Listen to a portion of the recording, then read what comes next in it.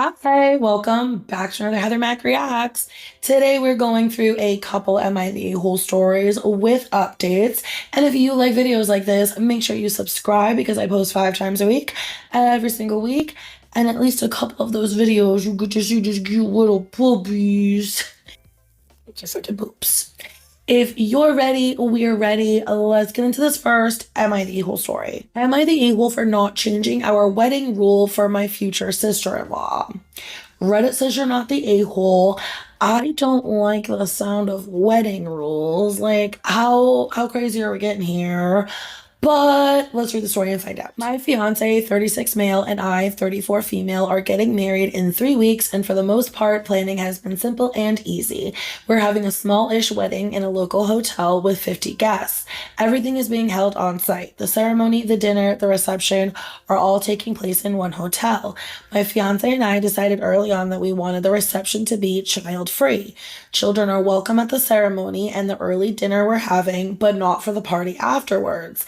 I myself have a 10-year-old son who will be there for the ceremony and meal, but not the reception. Perfectly freaking reasonable in our opinion. The issue is with my fiance's sister, Lisa, 38 female. She has a daughter, Chloe, 11 female, and has started insisting that Chloe be at the reception. Lisa is the only girl in a family of 5 children, and due to this, she has rarely been told no, even into adulthood. Oh, one of those. Sorry, Lisa. She's also the oldest. Like, she's older than the fiance, so that must mean, no, I mean, she doesn't have to be the oldest, but she's not the youngest, so she's really gonna act like a brat her whole fucking life. Stellar. My fiance and I have been firm on the stance that no children would be allowed on the reception, and she is fully aware of the on-site childcare. We have booked a separate room in the hotel, especially for this purpose. However, she is adamant that Chloe stay with her. Why don't you go stay with Chloe then? You can go help babysit if you're really cannot be separated from your 11-year-old. Listen, I love my kids. Even if I'm gone for like a couple hours, I'm like, oh, I miss them. I want to get home and see them, and I don't want to spend any more time away from them. I've had the time. I'm done with the time. Now I just want to be with them. I understand that, but they're also 5 and 1, not 11, and also a couple hours I can do, and so can you, Lisa. If it was just me and my fiance, it wouldn't be too much of a big deal. We can handle her. However, she has begun hounding my future mother-in-law, whom I get on really well with, and has even begun messaging my mother on Facebook to try and get them to convince the two of us to let Chloe be at the reception. Talk about relentless. This is not okay with me or my fiance. Neither one of our mothers are in the best of health, and they don't need the stress. She either doesn't realize or doesn't care that if we allow her daughter to attend the reception, we have to allow all the children to attend, and we wanted to allow the parents to have a fun time in the evening. Even my son isn't going to be at the reception. I mean, that should say all of it. You think you're more special than the bride and groom's son? I really no, you're not. Or maybe it's just the bride's son. It doesn't really matter. You're not more important than the bride's son. Your daughter is not more important than the bride's son. You just need to get a grip. And if you can't be away from your Chloe, then stay with your Chloe and toodaloo. We don't see them often. However, last Sunday we were all at my future in-laws for lunch, and so the kids could see each other, and she decided to bring it up. She decided it would be a good idea to try and corner me in the kitchen to try and change my mind. Once again, I reiterated that there would be no children at the reception, and well, this didn't go down well. Yo, shut up, Lisa, bitch. I swear she was close to throwing a grown-up tantrum. I've never seen anything like this before. I just told her that the little ones in the other room were better behaved than she was, and to grow the hell up, and walked around her back to the others. Her tantrum didn't stop. Can you imagine being a 38-year-old woman and literally throwing a fucking fit over something so inconsequential? Like, listen, I'm a grown-ass woman. I know how to throw a fit for, like, the right cause. But so that my 11-year-old can attend a child-free portion of a wedding, that's not the hill I'm choosing to die on. After this scene, my future mother-in-law asked if we would be willing to bend the rules we have for the reception for Lisa, but the two of us were still firm on the no. Usually I would just stick it out and not care, and if she hadn't started getting other family members involved, but now that she has, it's beginning to stress me out. I don't think that we're being unreasonable with our request for no children at the reception, but I don't know if I can handle this for another 3 weeks.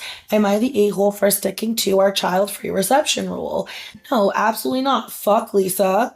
Lisa can kiss your whole freaking ass. It's not her wedding. It's not her choice. Why does she need her 11-year-old to not just... It's not like you have to spend a whole day without her. You have to spend a party without her. Send her to bed. Give them a movie and some popcorn and some movie theater candies and let them watch a movie. They're not going to want to be there anyway. They're going to get bored. They're not going to want to be there. Lisa, you're a brat. It's time that you finally heard the word no. Let's see what the comments say. Dear Lisa, it sounds like you're having a hard time deciding whether to come to the wedding or be with Chloe. Please, if this is difficult, do not feel compelled to attend. It sounds harsh, but that's all you can do. It's one or the other, not both. Not the a-hole, but you'd be an A to your kid if you allowed Chloe to attend. 110%. Next says this, offer her a choice and let her decide. I don't know if y'all have been around for a little while, but like when my son was in like the 3s and 4s, he definitely was pushing back a lot against the rules and the expectations and what he was told to do. And the mom hack is you get a choice. You can do what I want you to do, or you can have a consequence for not doing what I want you to do. If you don't want to do them, you can have the choice to go sit in a timeout and cool off, and maybe we'll try again in a couple of minutes, and then you can make another choice. You can either, again, do what I asked, or you can sit again in a timeout. And usually only takes about one timeout to get them to make the right choice. But that's what it's about, is that these little kids and big kids really just want to feel like they're in control. And so you have to give them a little bit of that control back. You don't have to wash your hands after you go potty, but you're going to be sitting in timeout until you do. So no, you don't have to wash your hands right now, but you do have to sit there on that stool for 3 minutes, 4 minutes, however, I go by age. Super Nanny taught me that. You will sit there for an appropriate amount of time for your age, and then we will try again. Would you like to wash your hands, or would you like to sit in timeout again? I bet you'd just rather wash your hands. And maybe a little bit of frustration, maybe a little bit of muss, but you know what? We get there in the end. That is the kind of kid gloves you're going to have to put on for Lisa, obviously. Offer the two options with empathy. Sounds like choosing to spend quality time with your daughter is very important to you. You will be missed at the reception. Or, sounds like doing an independent activity without your daughter is hard. We appreciate you taking the time to attend the reception while she is playing with the other children. Do not let her bully you in any way. Remind her to have a backup plan because she will crash the reception with her daughter. You may want to put someone in charge of escorting her out and let her know this ahead of time. That if she decides to come anyway with her daughter, then you will have her escorted out and she will not be allowed to return. May you have a beautiful day. I agree. Now, lucky us, we get to see the outcome of this. Let's get on to the update. We got married last Saturday and everything went perfectly. Everyone and everything was where it was supposed to be, when it was supposed to be, and if there were any issues, I didn't hear about it. My older sister arrived a week and a half before the wedding, and she's like a miniature tornado when she gets going. She firmly told me not to worry about Lisa and that she would deal with her. I had no doubt about that. Lisa brought up Chloe coming to the reception once again the day after I posted, and my husband, I love seeing that. And I told her that if she tried to bring Chloe in, the both of them would be removed. We didn't hear anything more from Lisa following that instance. Few people wondered what Chloe thought about it, and she told us that she thinks adults are boring and she'd rather spend time with her cousins and other kids, so there's that. When my older brother turned up a few days before the wedding, all of them were laughing about how my sister was doing her guard dog routine with Lisa and wasn't letting her anywhere near either of us or our mothers. My sister is tiny, 4'11", and petite, but a powerhouse behind it. It turned out that my sister was the one keeping her at bay, and you can bet she got a very large bottle of wine and things. For my husband and I, the day was as close to perfect as we could get. We only found out 2 days later that Lisa had tried to sneak Chloe into the reception and had been intercepted by all of my siblings. I have 6, well before reaching the hall, and had been told that she could either send Chloe upstairs with the other kids or they could both leave the event completely. Knowing it would make her look bad and she'd never hear the end of it from her family, Lisa sent Chloe upstairs and has been sulking ever since. Why though? Chloe doesn't even want to be there. What is wrong with you? She literally just cannot hear the word no. Cannot be told no. It is festering inside of her. Girl, that is some serious fucking shit that you need to work out in therapy because you're sick. There have been a few passive-aggressive Facebook posts, which no one seems to care about, but that's about it. So, no epic temper tantrum, no forceful removals of irate sisters, just some words from my terrifying sister, and that was that. Everyone had a good time, and when we went to check on them later, all the kids were passed out in positions. They gave me aches and pains just from looking at them, so we know they had fun. I want to thank everyone again for their insight. It was very helpful and set me at ease that we weren't in the wrong for sticking with our rule. Nope, absolutely not in the wrong. Not fucking surprised that Lisa tried to sneak Chloe in any goddamn way. Freaking shiesty bitch. But so glad your pit bull of a sister was there and the rest of the 5 siblings freaking backed her up and got that bitch out of there. That was a lovely ending to a wedding Am I the A-hole story. Not the type of updates we normally get, but let's see what the comments say. Nice to see a good update. I have a feeling that Lisa will be a thorn in your side for a long time to come, and setting up hard boundaries with her is a must. Without those, she'd be happy to walk all over you and your husband. Next says, personally, I'm more concerned about Chloe. She's 11 and she sounds already exhausted by her mother's nonsense. Next says she's probably more mature than her mother already. And last says, I feel like when you have kids of super immature parents, they grow up to be either mini-me's of their parents or recognize that the parent will never be an adult and end up being more mature to minimize drama. Yep, and I've seen the pendulum swing both ways. I would like to know what you all thought about that story in the comments, and let's get on to the next one. This says, am I the a-hole for telling my wife her parents are not allowed to ever watch our son again? I'm gonna just whip out this bad Larry real quick because them's fighting words. Reddit says he's not the a-hole, but let's see what we think. My wife and I have a 2-year-old son and have been married for 4 years. Our anniversary was a month ago and we found a nice secluded cabin on Airbnb and rented it out for a long weekend getaway. My wife asked our parents if they would be willing to watch our son, and they agreed as long as we dropped him off at their house. That worked for us since it was on our way anyway. I was raised Lutheran and my wife was raised Catholic, but neither of us currently go to church and have not had our son baptized. My mother-in-law knows this and hates it. She thinks our son needs to be baptized or he will burn in hell. She's that kind of Catholic. Actually, that's all Catholic. So, if you are Catholic, if you follow the Catholic religion, you do believe that if you don't get baptized, you will not go to heaven. I think they go to purgatory, actually, not hell. So, she's a dumb Catholic. So we go on our trip, and when we pick up our son and ask how the weekend went, mother-in-law says everything went fine and that she has saved my son's soul from the devil.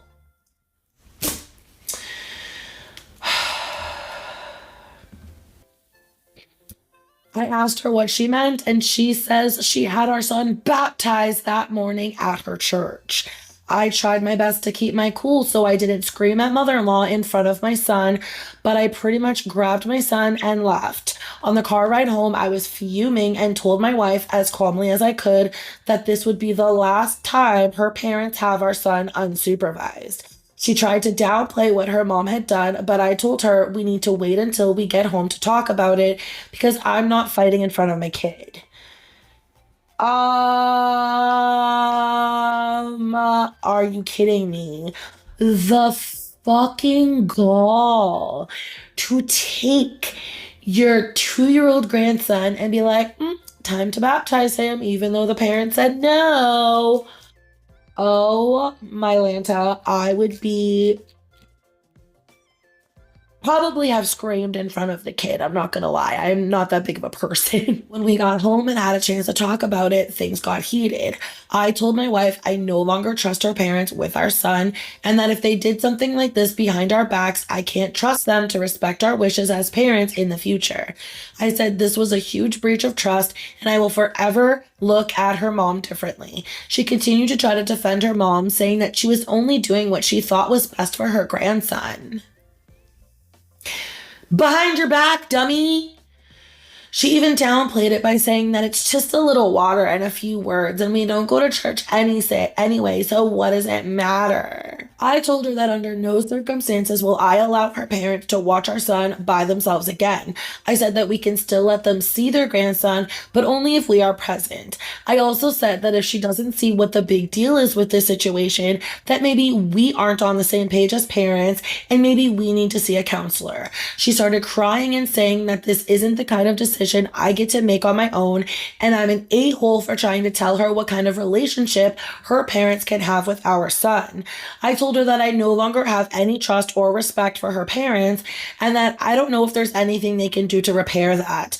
I told her I don't care if that makes me an a-hole, but what her parents did was unforgivable in my eyes, and they put themselves in this position to lose privileges with our son.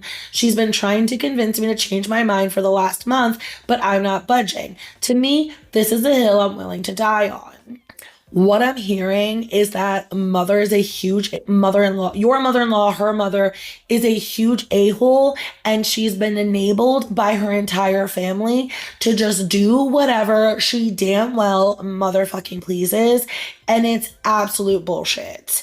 You cannot back, because what if next time it's a haircut? What if next time it's a piercing?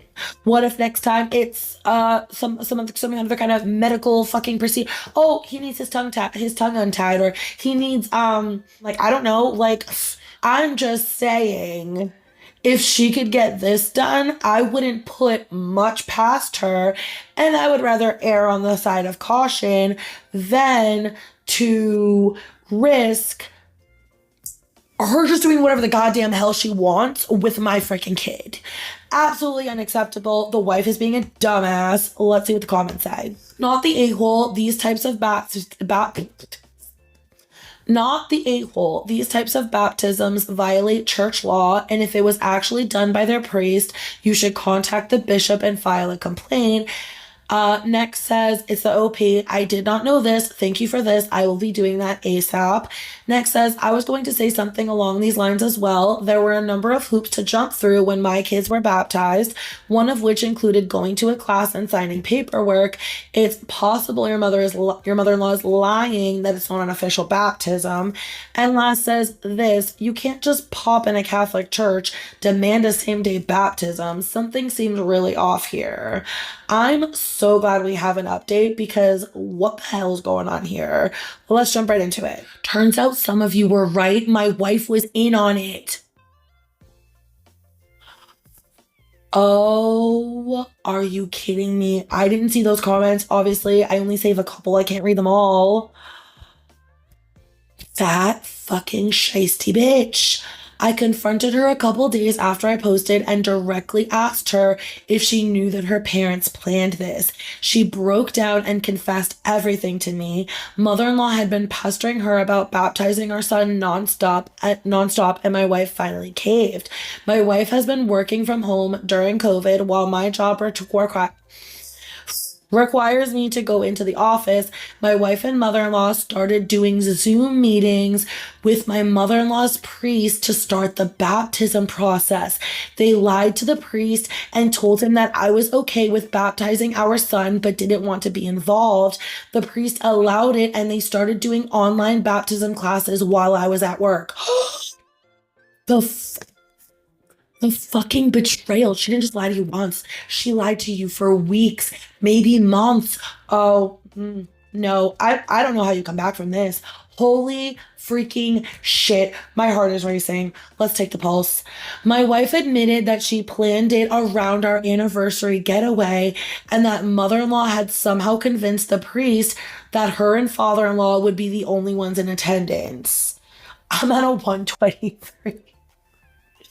My wife told me that I wasn't supposed to find out, but mother-in-law couldn't keep her mouth shut for even one day about it. Their intention was to keep this from me permanently.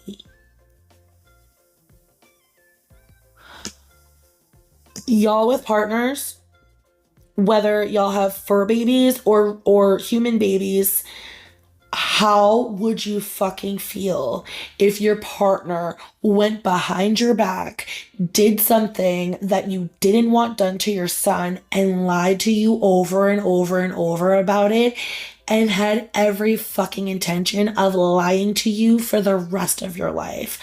Oh, bitch. You ain't. You ain't come back from this one, sweetheart. Oh no.